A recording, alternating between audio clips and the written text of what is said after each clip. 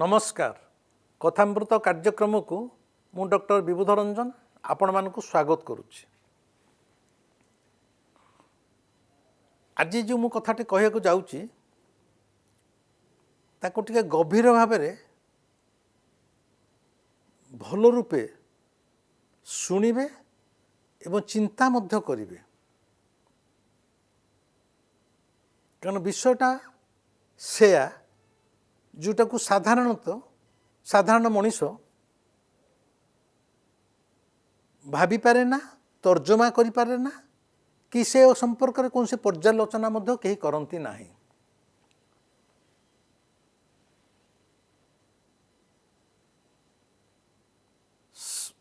बुद्धदेव समय गोटे कथा कहूँ आग, प्रतिदिन संध्या बेले बुद्धदेव तांकर प्राय 10,000 शिष्य शिष्या को संबोधित करि थांती, किछि भल कथा शुणी थांती। एटा नीति प्रतिदिनर कथा। संध्या उपनीत सामने 10,000 शिष्य शिष्या समस्ते अपेक्षा करचंती बुद्ध केतळे आसीबे। समय गडुची, से दिन सामान्य टिके विलंब होईची। बुद्ध से सभा हॉल को गृह भीतर को पशुचंती। समस्ते देखिले बुद्धंका हाथे रे गोटे पद्म फूल से धरिकी आसचंती। एटा जीवन में प्रथम थर पे बुद्धदेव किछि कहिया को आसुचंती। संध्यार प्रतिदिन संध्यारे से जो बाणी शुणाती हाथे रे गोटे पद्म फूल धरिकी आसीचंती। बुद्धदेव आसिले, से समस्त शिष्य शिष्या सामने से पद्म फूलटी धरिकी छिड़ा हेले, किछि कहू नाहंती। किछि समय गला, 5 मिनिट गला, 10 मिनिट गला, अधघंटे गला, सामने बसी बौद्ध भिक्षु मैंने आश्चर्य होचंती, बुद्ध कहीं आज किछि कहू नाहंती। सामने बसिचंती किंतु किछि कथा कहू नाहंती। एमिति तो केबे हेइनी। बुद्धंकर जे प्रिय शिष्य आनंद नुह, आनंद सब पाखे पाखे निज भाई तांको आसिस्ट करिया थाए, किंतु बुद्धंकर प्रिय शिष्य हेले महाकाश्यप। महाकाश्यप मध्य से 10,000 भितर सभा पछरे बसिचंते, टिके हसुचंते। धैर्यच्युति होची, बुद्ध किछि कहू नाहंती। प्राय घंटाए पर बुद्ध महाकाश्यप को हाथ ठारी डाकिले। महाकाश्यप पाखक आसचंती।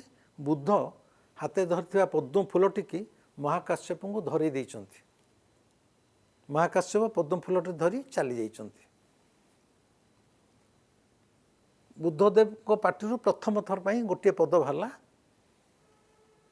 आजिर बाणी बा संदेश बा मोर प्रवचन शेष हैला।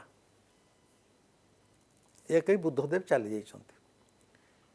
से जो 10,000 भिक्षु बसी थे से एकदम काबा हेले।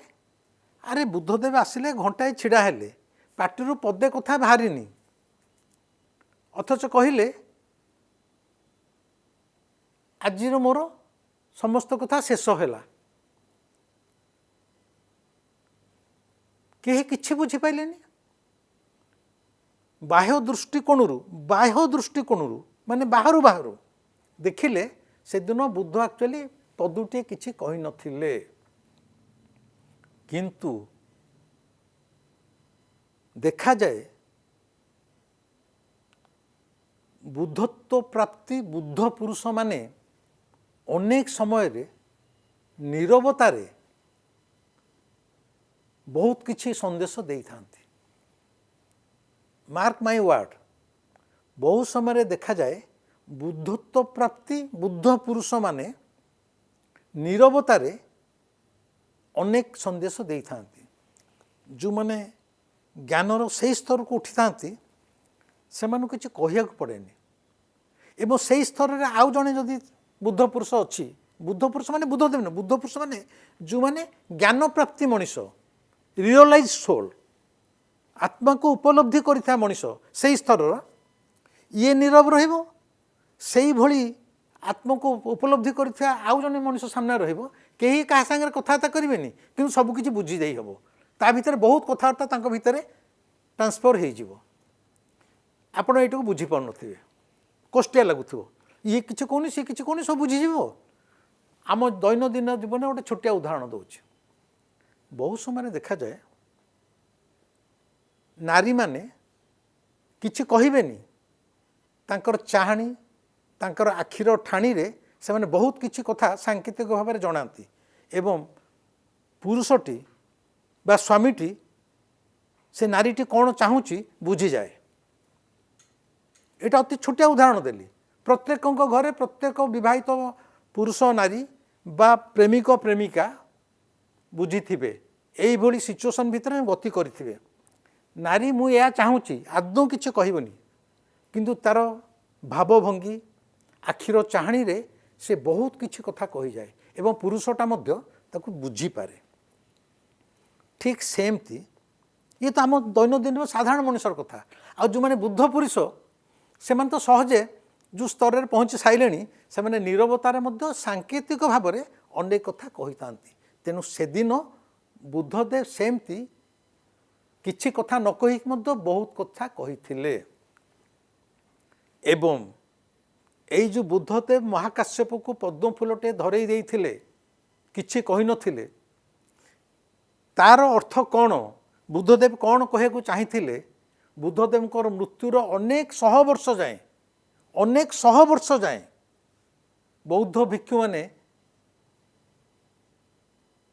ताकू जानिया पई तांकर साधना जारी रखिथिले जे एई जो खाली पद्म फूलटे देदेले किछि कहलेनी कौन से कहू चाहिए बुद्धों मृत्युर प्राय 500 वर्ष जाए से रहस्य को भेद करने को बौद्ध भिक्षु माने मध्य सक्षम हो नथिले महाकाश्यप को से काई देले तार अर्थ कौन से सांकेतिक भाषा कौन ता विषय मुझे कहू जाऊनी तार बहुत गभीर अर्थ अच्छी से विषय मुझे कहू जाऊनी किंतु से कहली अनेक समय नीरवतारे बुद्ध पुरुष माने बहुत कथा किछि कहि थांती जेमती मु आगुर गोटे कही आग एपिसोड कही आम पुरी रे जी लंगुली बाबा थिले जहाँ को कहा जाए सरकारी स्तर में कहा जाए से 250 वर्ष बंची थे किंतु साधारण लोक जानती से 600-700 वर्ष बंची थे पुरी रे लोकनाथ रोड रे गिरिनारी बंत बोली गोटे आश्रम अच्छी से लंगुली बाबा आश्रम जी पुरी जीव सी मत देखिपार लंगुली बाबा आश्रम को जापर से आश्रम भीतर को गले लंगुली बाबा जो मार्बल मूर्ति अच्छी ता भितर पशिले देह भितर कि कंपन सृष्टि हम जी जीव से जानिबो मु आपन खोला कहूँ जी जीव से जानिबो सी मध्य सारा जीवन क्या किसी कहू नथिले तांका आगे शिष्य शिष्य आसी बसबे से क्या किसी कहबेनी घंटे पर नमस्कार कर उठीजे नीरवर से बहुत किसी कथा जनाती जी बुझा लोक से बुझे जाई पारती एगोटा साधारणतः उच्च स्तर ज्ञानी मान पाखे ये देखा जाए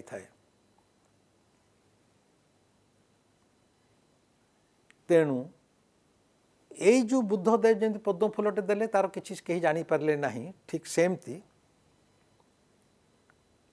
जापान रे जड़े जेन मास्टर थिले काकुआन जेन मध्य गोटे धर्म तांकर जे धर्मगुरु तांको मास्टर कहा जाए तांका ना है काकुआन यहाँ हूँ 12 शताब्दीर कथा जेन मास्टर काकुआन 10टा पेंटिंग करथिले कैनभास रे जेम चित्र पेंटिंग ए पेंटिंग गरा अनेक हजार वर्ष तल तैयारी होइथिला किंतु कालक्रमे लोकलोचन लुचि जाइथिला एवं नष्ट हो जाइथिला किंतु 12 शताब्दी रे जेन मास्टर काकुआन से पेंटिंग की उद्धार कले आउ थरे ताकू रिटच कले एवं ए मानव समाज को अर्पण करथिले से जो 10टा पेंटिंग 10टी पेंटिंग से केवल पेंटिंग किंतु से पेंटिंग थिला आध्यात्मिकतार उत्कर्षतार उत्कर्ष आध्यात्मिक उत्कर्षतार एक सांकेतिक विरल निदर्शन माने से 10टा पेंटिंग एमिति पेंटिंग होता शास्त्र पुराण पढ़िया दरकार नहीं आध्यात्मिकतार अति उच्च स्तर कथा केवल केतोटी चित्र माध्यम परिप्रकाश करा जाइथिला।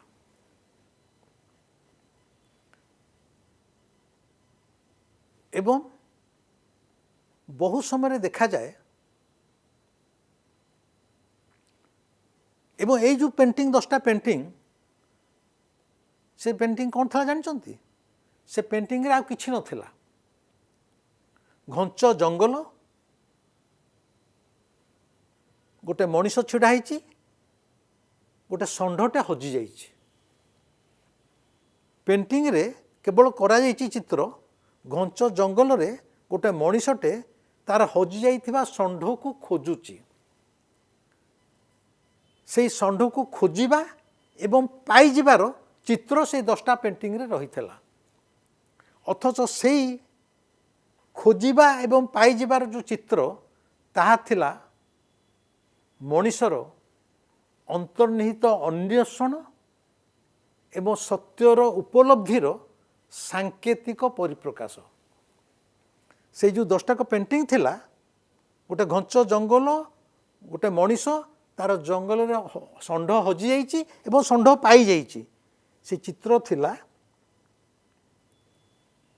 मनीषर अन्वेषण आंतरिक अन्वेषण बा आध्यात्मिक अन्वेषण एवं सत्य उपलब्धिर सांकेतिक परिप्रकाश किंतु सब थरे थरे देखा जाए गोटे उपलब्ध मनीष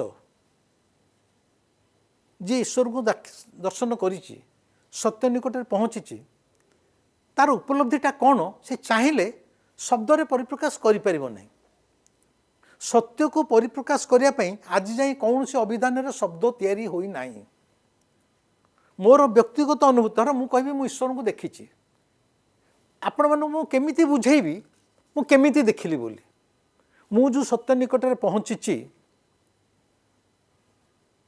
जी भी पहुँची से बुद्ध भी हंतु जी भी हंतु सत्यटा को शब्द रे केतबेले परिप्रकाश करा जाई पारे नाही जहा कले भी अविकल सत्यटा परिप्रकाश हो पारे ता भितर किछि खोइचा रही जाए कारण सत्य एभली एक जिनिस ताकू कहीं भाषा रे परिप्रकाश करि परिबे नाही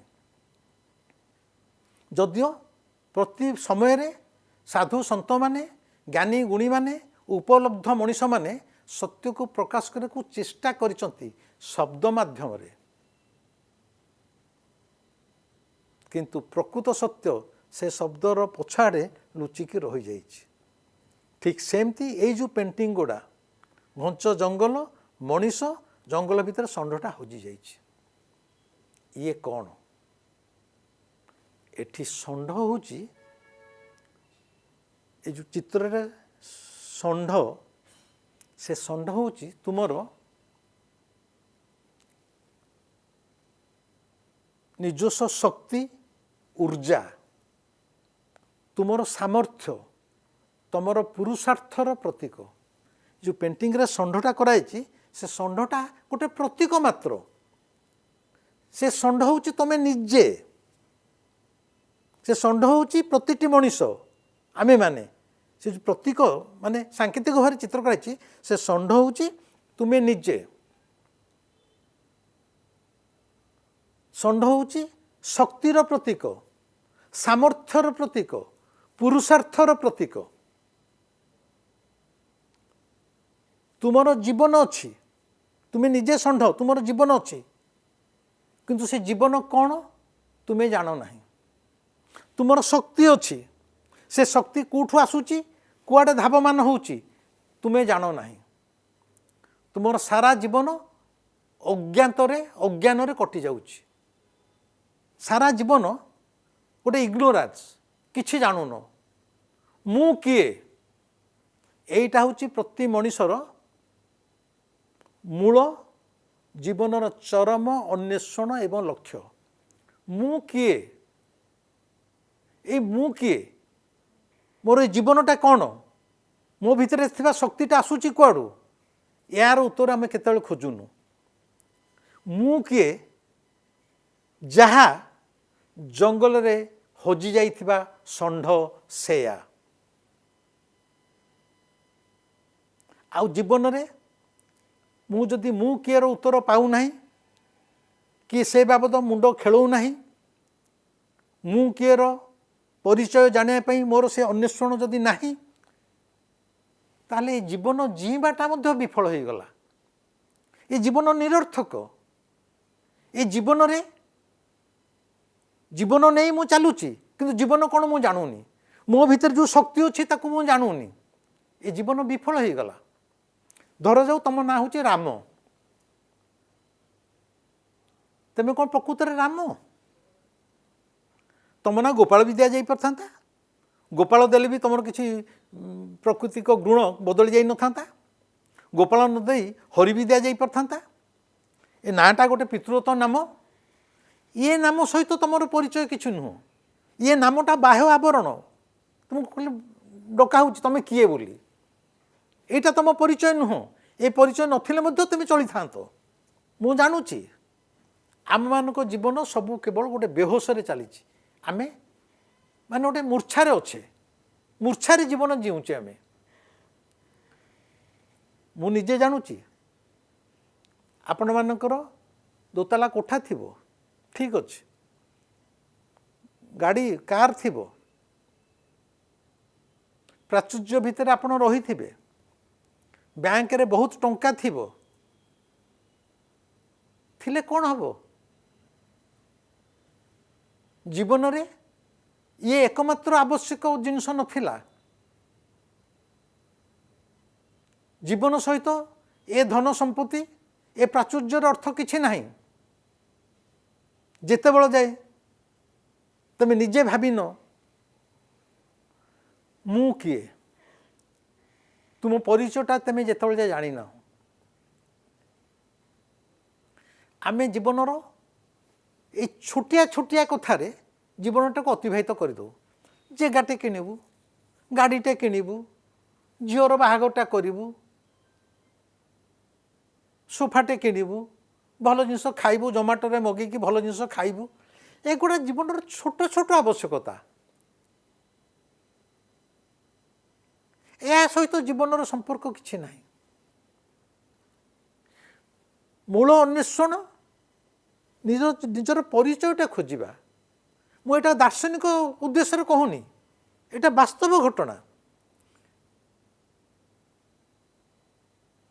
से पेंटिंग रे तार जो प्रथम पेंटिंगटा 10टा पेंटिंग रु मुझे प्रथम पेंटिंग कथा कहूँ घंच जंगल बड़ बड़ बुदा गछ उच्चा उच्चा गछ से गछ बुदा भितर गोटे मनीषटे छिड़ाई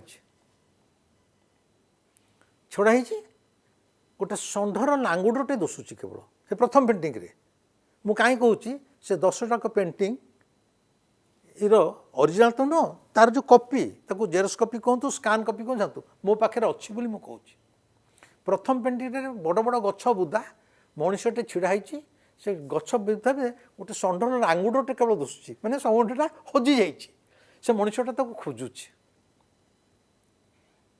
ये जो खोजुची ये जंगलटा कौन जानते ये जीवन जंगल भितर आमे मैंने हजि जाइछु ये जीवन जंगल भितर मनीष हजि जाइछि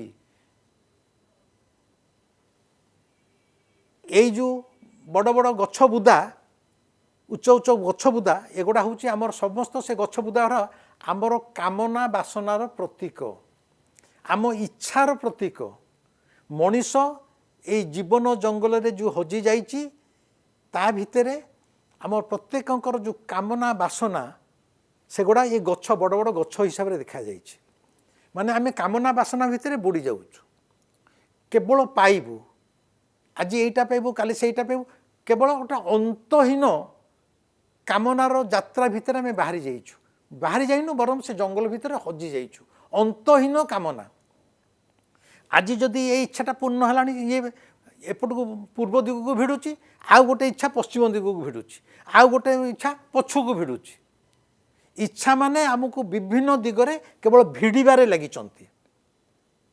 एवं आमे कुआडे जाई पारुनु आमे तारी भितर बुढ़ी होकर रहीचु ये बड़ बड़ गछ बुदा जंगलटा हूँ आम कामना बासनार प्रतीक अंतहीन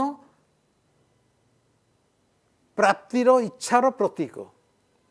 ଏଇ ଜଙ୍ଗଲର ଜୀବନ ସଂସାରର ଜଙ୍ଗଲ ଭିତରେ କାମନା ବାସନାର ଇଚ୍ଛା ଭିତରେ ଆମେ ହଜି ଯାଇଛୁ। ଆମେ ହଜି ଯାଇଛୁ ମାନେ ଷଣ୍ଢଟା ହଜି ଯାଇଛି। ଷଣ୍ଢଟା କିଏ? ଷଣ୍ଢ ହେଉଛ ତମେ ନିଜେ। ତମ ଭିତରେ ଯେଉଁ ଅଫୁରନ୍ତ ଶକ୍ତି ଥିଲା, ଯେଉଁ ଶକ୍ତି ବଳରେ ତମ ଭିତରେ ଅସ୍ତିତ୍ୱର ବୃକ୍ଷଟା ବଢ଼ି ବଢ଼ି ଚାଲିଛି, ତମ ଭିତରେ ଯେଉଁ ଶକ୍ତି ଥିଲା, ଅନ୍ତର୍ନିହିତ ଶକ୍ତି ଥିଲା, ଐଶ୍ୱର୍ଯ୍ୟ ଶକ୍ତି ଥିଲା, ତାରି ବଳରେ ତମ ଜୀବନର ବୃକ୍ଷଟା ଦିନକୁ ଦିନ ବଢ଼ି ଚାଲିଛି। ମାନେ ତମେ ଶିଶୁରୁ ଆସ୍ତେ ଆସ୍ତେ ବଡ଼ ହେଉଛ। ସେଇଟାକୁ ତମେ ହରେଇ ବସିଛ। ତମ ଭିତରେ ଏତେ ଅଫୁରନ୍ତ ଶକ୍ତି ଅଛି ତମେ ଜାଣିପାରୁନ। ତମେ ସେ ଜଙ୍ଗଲ ଭିତରେ ହଜି ଯାଇଛ। ସେ ଷଣ୍ଢଟା ହଜି ଯାଇଛି, ତମେ ନିଜେ ହଜି ଯାଇଛ। ତେଣୁ ଆମକୁ ସବୁବେଳେ এই ଯେଉଁ ଅନ୍ତହୀନ କାମନା ବାସନା, ଏ ଜୀବନଟା ଗୋଟେ ଘୋଡ଼ା ଦୌଡ଼ରେ ସମସ୍ତେ ମାତିଛନ୍ତି। ଏ ସଂସାରଟା ଅନ୍ତହୀନ କାମନା ବାସନାର ଘୋଡ଼ା ଦୌଡ଼ରେ, ସଂସାରର ଜଙ୍ଗଲ ଭିତରେ ଏଇ ଷଣ୍ଢଟା ହଜିଯାଇଛି, ତୁମେ ହଜିଯାଇଛ। ପ୍ରତ୍ୟେକ ଏଠିକି ଚାହୁଁଛି ଅପରଠୁ କେମିତି ଆଗକୁ ଚାଲିଯିବ। ସେ ଦୌଡ଼ିବାରେ ଲାଗିଛି, କିନ୍ତୁ ସେ ଦୌଡ଼ିବାରେ ସେ କେଉଁଠି ପହଞ୍ଚିବ ସେ ନିଜେ ଜାଣିନି। ସେ ନିଜେ ଜାଣିନି, କିନ୍ତୁ ସେ ଦୌଡ଼ୁଛି। ପଡ଼ୋଶୀ ଦୌଡ଼ୁଛି, ଘର ବାପା ଦୌଡ଼ୁଛି, ମା ଦୌଡ଼ୁଛି, ପଡ଼ୋଶୀ ଦୌଡ଼ୁଛି, ସଂସାର ଦୌଡ଼ୁଛି, ସମାଜ ଦୌଡ଼ୁଛି। ପିଲା ବି ତାକୁ ଦେଖିକି ପିଲା ବି ଦୌଡ଼ୁଛି। ପିଲା ବି ଦୌଡ଼ୁଛି। ପିଲା ବି ସେ ଅନ୍ଧ ଦୌଡ଼ ଭିତରେ ପିଲାବେଳୁ ପଶି ଯାଉଛି, କାରଣ ସମସ୍ତେ ଦୌଡ଼ୁଛନ୍ତି, ସିଏ ବି ଦୌଡ଼ୁଛି।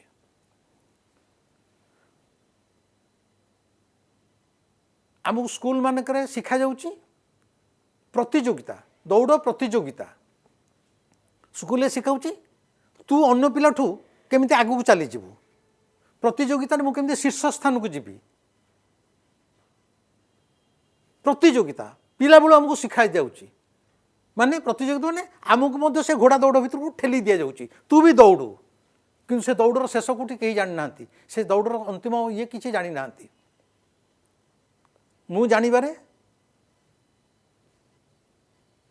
ଏଇ ଭୁବନେଶ୍ୱରରେ ଗୋଟେ ଇଞ୍ଜିନିୟରିଂ, ଗଭର୍ଣ୍ଣମେଣ୍ଟ ଇଞ୍ଜିନିୟରିଂ କଲେଜରେ ପଢ଼ୁଥିବା ଗୋଟେ ଝିଅଟିଏ, ସିଏ ତାର ଟିକେ ଏଇ ଧର୍ମ ଆଧ୍ୟାତ୍ମିକତା ପ୍ରତି ଘୋର ଦୁର୍ବଳତା। ସେ ମୋ ସହିତ ସମ୍ପର୍କ ରଖିଥାଏ ଫୋନରେ। ତାର ଘୋର ଦୁର୍ବଳତା।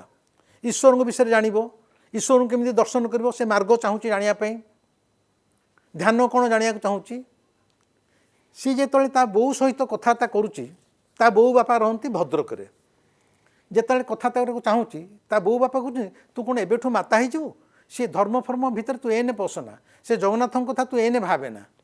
40 ବର୍ଷ ହେଇଯାଉ, ତାର ଗୋଟେ ବୟସ ଅଛି, ଯେଉଁ ବୟସରେ ତୁ ଈଶ୍ୱରଙ୍କ କଥା ଚିନ୍ତା କରିବୁ, ଧର୍ମ କଥା ଚିନ୍ତା କରିବୁ ବା ଆଧ୍ୟାତ୍ମିକ କଥା ଚିନ୍ତା କରିବୁ। ତୁ ଏନେ ପାଠ ପଢ଼, ଚାକିରି କର। ଏଇ ଗୋଟା ହେଉଛି ଜୀବନର ଘୋଡ଼ା ଦୌଡ଼ ଭିତରକୁ ବାପା ମା ମାନେ ଠେଲି ଦେଉଛନ୍ତି, ସମାଜ ବି ଠେଲି ଦେଉଛି। ନିଜକୁ ଚିହ୍ନିବା ପାଇଁ, ନିଜର ଅନ୍ତର୍ନିହିତ ଶକ୍ତିକି ଜାଣିବା ପାଇଁ, ଈଶ୍ୱରଙ୍କୁ ଜାଣିବା ପାଇଁ କିଛି ବୟସ ନଥାଏ। 40 ବର୍ଷ ହେଲେ ଜଣେ ଯିବ ନା, ବୟସ ନଥାଏ। ପିଲାବେଳୁ ଏଇଟା ଯାହା ଭିତରେ ପଶିଲା, ସେ ଗୋଟେ ଭଲ ମଣିଷ ହେବ। କେତେ ପଇସା ଟଙ୍କା ପଇସା ରୋଜଗାର କରିବ ମୁଁ କହିପାରୁନି, ସେ ଗୋଟେ ଭଲ ମଣିଷ ହେଇକି ବାହାରିବ। ସିଏ ଯେ ନିଜେ ଗୋଟେ ଷଣ୍ଢ, ଯାହା ଭିତରେ ଅଫୁରନ୍ତ ଶକ୍ତି ଅଛି, ଊର୍ଜା ଅଛି, ନାହିଁ ନଥିବା ସମ୍ଭାବନା ଅଛି ଜୀବନରେ। ସେଇଟାକୁ ଯଦି ସେ ରିଅଲାଇଜ୍ କଲା, ତାହେଲେ ସେ ଜୀବନର ଗୋଟେ ଲକ୍ଷ୍ୟସ୍ଥଳରେ ପହଞ୍ଚି ପାରିବ। ସିଏ ତା ନିଜ ଷଣ୍ଢଟାକୁ ଖୋଜିକି ପାଇପାରିବ। କିନ୍ତୁ ଆମର ଏଠି ସମାଜ ଏମିତି, ଆମକୁ କେବଳ ପ୍ରତିଯୋଗିତା ଶିଖେଇ ଦିଆଯାଉଛି ପିଲାବେଳୁ ସ୍କୁଲରେ। ଅମୁକ ଡିବେଟ୍ ପ୍ରତିଯୋଗିତା, ଦୌଡ଼ ପ୍ରତିଯୋଗିତା, କମଳା ପ୍ରତିଯୋଗିତା। ପ୍ରତିଯୋଗିତା ଶବ୍ଦ ଯେଉଁଠି ପ୍ରତିଯୋଗିତା ଆସିଲା, ସେଠି ଅନ୍ୟକୁ ଟପିକି ଆଗେଇ ଯିବାର ସ୍ପୃହା ଆସିଲା, ଅନ୍ୟ ପ୍ରତି ଈର୍ଷା ଆସିଲା, ଘୃଣା ଆସିଲା। ତା ସହିତ ଗୁଡ଼େ ଅବଗୁଣ ମଧ୍ୟ ତିଆରି ହୋଇଗଲା।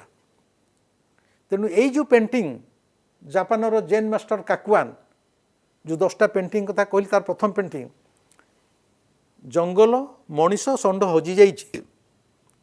ଜଙ୍ଗଲ ହେଲା ଏଇ ସଂସାରଟା ଜଙ୍ଗଲ, ଷଣ୍ଢ ହେଉଛି ଆମେ ନିଜେ। ଆମେ ଆମ ନିଜର ସତ୍ତାକୁ ଭୁଲି, ଆମର ଶକ୍ତିକି ଭୁଲି ଆମେ ଉଚ୍ଚ ଉଚ୍ଚ ଯେଉଁ ଗଛ ସେ ପେଣ୍ଟିଂରେ ଅଛି, କାମନା ବାସନାର ଜଙ୍ଗଲ ଭିତରେ ଆମେ ହଜିଯାଇଛେ। ଆମେ ନିଜକୁ ଚିହ୍ନି ପାରିନେ, ଆମେ ମୁଁ କିଏ ତା ମଧ୍ୟ ଜାଣିପାରୁନାହେଁ, ସମାଜ କରେଇ ଦେଉନାହିଁ। ମୋର କହିବାର କଥା, ଆପଣଙ୍କ ଭିତରେ ଈଶ୍ୱର ଅଫୁରନ୍ତ ଶକ୍ତି ଦେଇଛନ୍ତି। ସେ ଶକ୍ତିକି ଚିହ୍ନନ୍ତୁ, ଜାଣନ୍ତୁ। ଆପଣ କିଏ, ମୁଁ କିଏ, ଏଇ ଉତ୍ତର ଯେତେବେଳେ ପାଇଯିବେ ସେତେବେଳେ ଦେଖିବେ ଆପଣଙ୍କ ଭିତରେ ଆତ୍ମସନ୍ତୋଷର ଗୋଟେ ପଦ୍ମ ଫୁଲ ଫୁଟି ଉଠିବ ଏବଂ ଆନନ୍ଦର ଏବଂ ସୁଗନ୍ଧ ଆପଣଙ୍କ ଭିତରେ ଭରି ଉଠିବ। ଏଥରକ ସେ ଷଣ୍ଢକୁ ଖୋଜିବା ଆପଣମାନଙ୍କର କାମ। ରହିଲି, ନମସ୍କାର।